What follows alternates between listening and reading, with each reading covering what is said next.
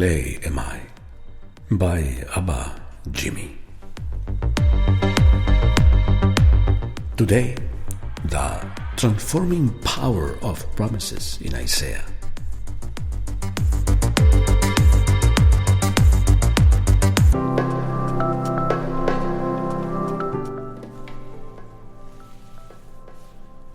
There is a fascinating passage in the book of the prophet Isaiah. The entire text of Isaiah is truly remarkable, but I am referring specifically to Isaiah chapter 40, verses 25 through 31. This passage is full of promises that God has made to humanity. Identifying these promises is key to understanding and interpreting sacred scripture, as God always fulfills his promises. Let's read this passage from Isaiah, where the promises shine like the sun in the summer.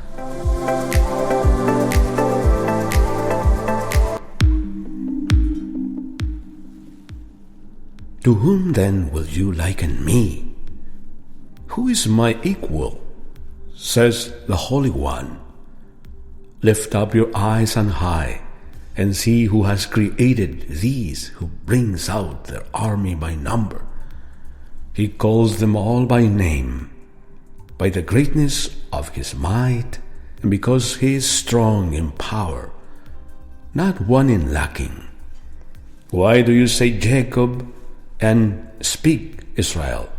My way is hidden from Yahweh, and the justice due me is disregarded by my God. Haven't you known, haven't you heard? The everlasting God, Yahweh, the creator of the ends of the earth, doesn't faint. He isn't weary. His understanding is unsearchable. He gives power to the faint. He increases the strength of him who has no might. Even the youth faint and get weary, and the young men utterly fall. But those who wait for Yahweh will renew their strength. They will mount up with wings like eagles. They will run and not be weary. They will walk and not faint.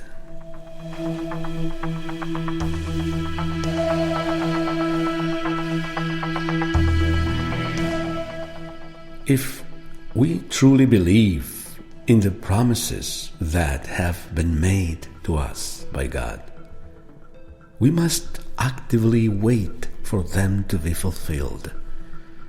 These promises provide us with a vision of the future, inspiring us to aspire to something greater.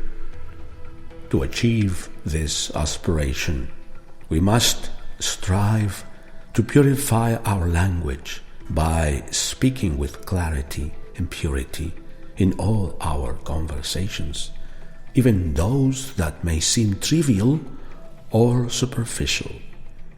We should choose our words carefully, always aiming for expressions that are pure and clean. It is important to avoid speaking in ways that do not contribute positively to any given situation.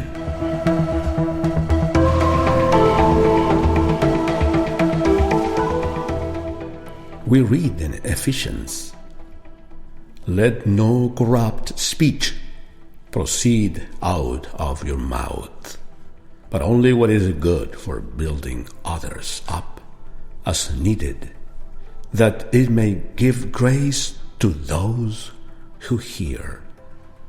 Ephesians 4:29.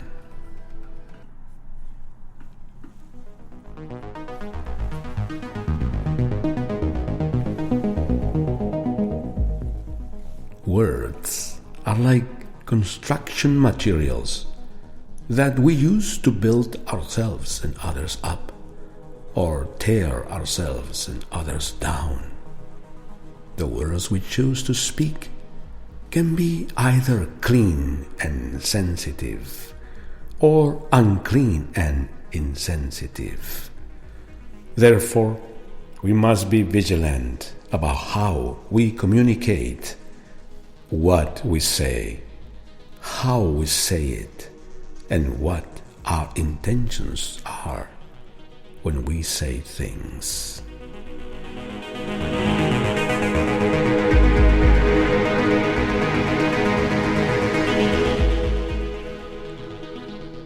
The way we speak is a sacred practice that requires learning and teaching.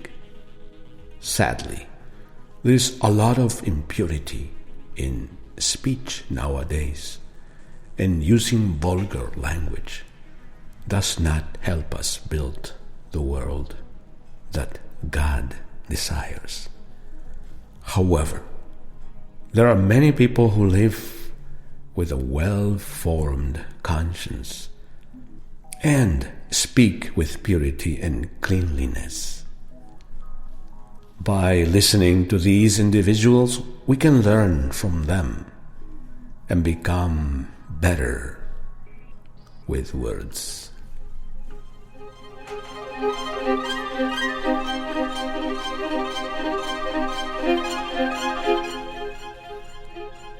For a more in-depth analysis of this topic, I recommend reading the entire letter of St. James.